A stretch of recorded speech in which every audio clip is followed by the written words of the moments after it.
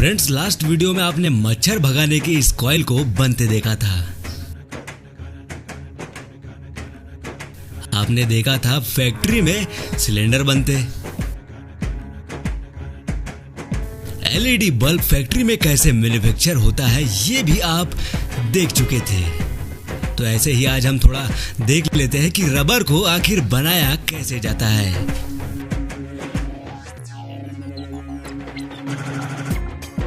Rubber हम daily life में कई दफा यूज करते हैं, फिर चाहे वो टायर के रूप में हो, रबर के पाइप हो या फिर ये रबर बैंड।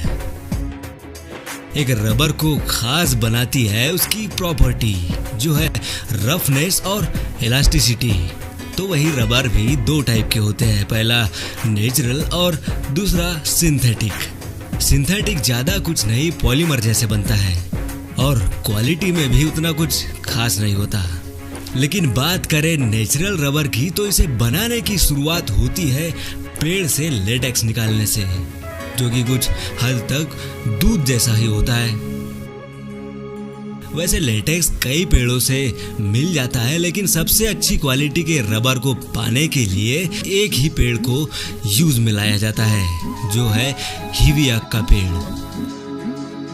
कुछ ऐसे रबर ट्री में ऐसे कट लगाने के बाद नीचे बाल्टियां लगा देते हैं जिसमें लेटेक्स कुछ ऐसे जमा होते चलता है।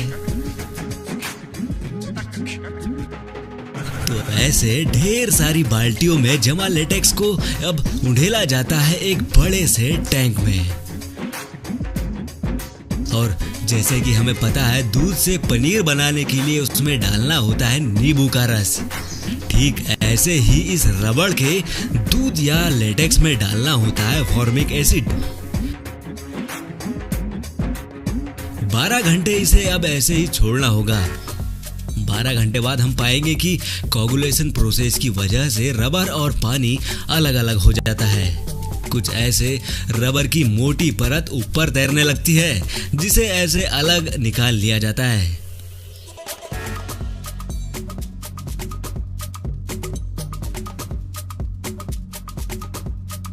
अब ऐसे अभी निकले रबर को कुछ देर सुखाने के बाद इन्हें भेजा जाता है आगे की प्रोसेसिंग के लिए।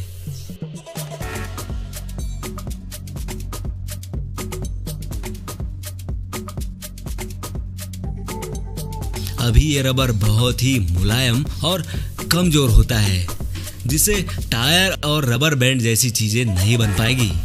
तो इसीलिए इसकी इलास्टिसिटी और मजबूती को बढ़ाने के लिए इसे 140 डिग्री गर्मी के साथ बिना ऑक्सीजन की मौजूदगी में सल्फर से रिएक्ट करवाया जाता है, जिसके बाद रबर की इलास्टिसिटी कई गुना तक बढ़ जाती है।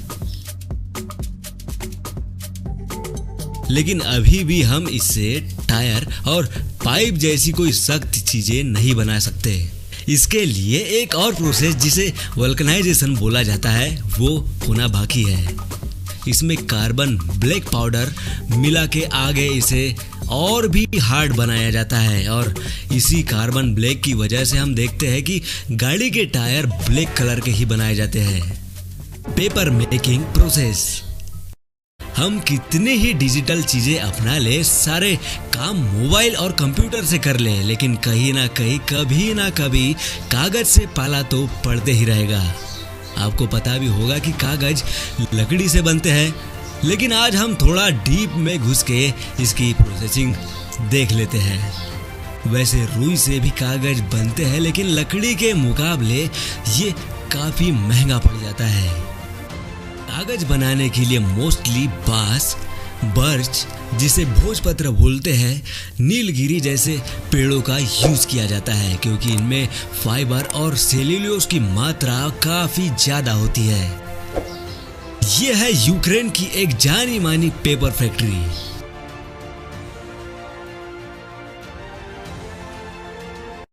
सबसे पहले तो कुछ ऐसे इनकी छटाई और कटाई की जाती है।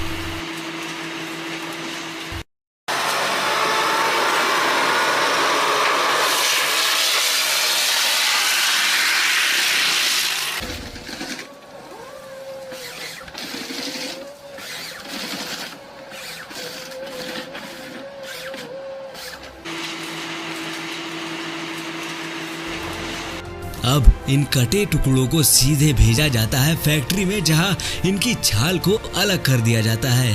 वैसे इनकी छाल नहीं भी निकाली जाए तो कोई खास प्रॉब्लम नहीं होती है। तो अब ऐसे इन लकड़ों को गजब तरीके से पीस कर ऐसे इनके छोटे छोटे चिप्स बना लिए जाते हैं।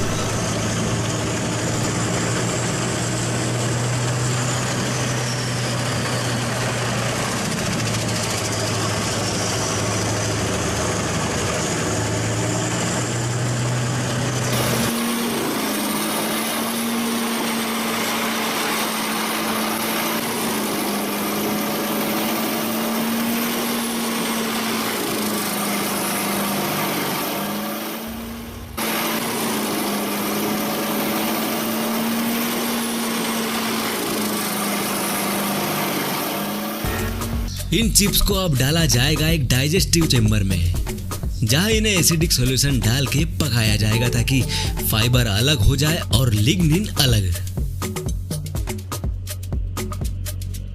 ये देखिए कैसे इसका पल्प निकल रहा है।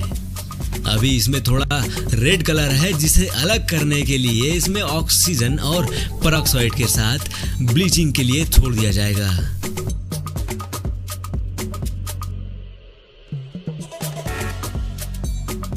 देख सकते हैं कैसे वो लाल पल्प अब कन्वर्ट हो चुका है बिल्कुल सफेद फाइबर में।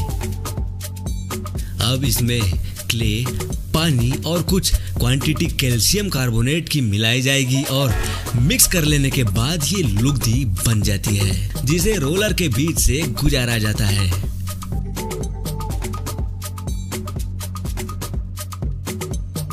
यहाँ इस लुगदी को एक नहीं बल्कि 40 रोलर से होकर गुजरना होगा, ताकि कागज उबड़ खाबड़ ना बन के पूरी तरह प्लेन सरफेस लिए बाहर निकले।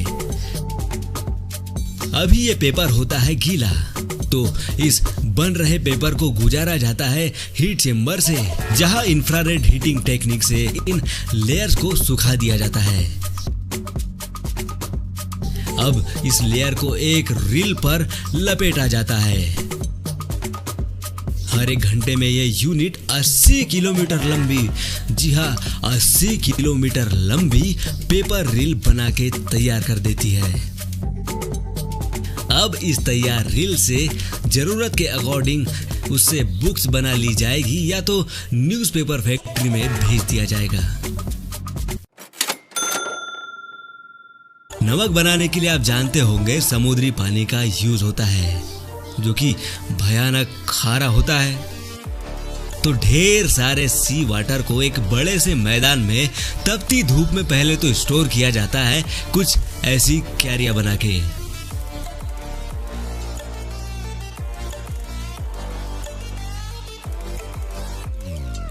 अब इसे कुछ दिनों के लिए एवापोरेशन या वाष्पीकृत होने के लिए छोड़ देते हैं, जिससे पानी पानी तो भाप बन के रफू चक्कर हो जाता है और नीचे बच जाता है कच्चा नमक।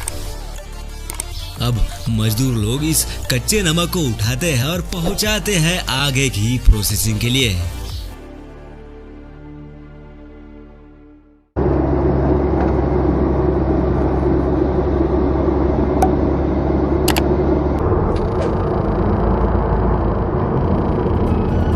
सबसे पहले तो फैक्ट्री में क्रशिंग मशीन इस मोटे नमक को बहुत ही बारीक पाउडर में कन्वर्ट कर देती है।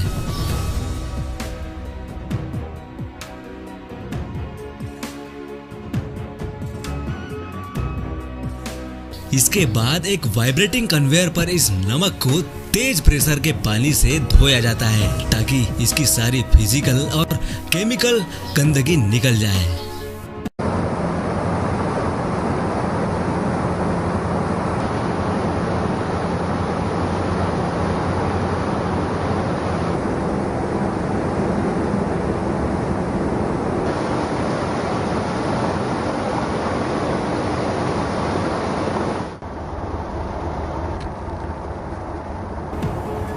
अब इस नमक के पानी को कंट्रीफ्यूगल यूनिट में भेजा जाएगा, जो इस गीले नमक से पानी और साल्ट को फिर एक बार अलग कर देगी।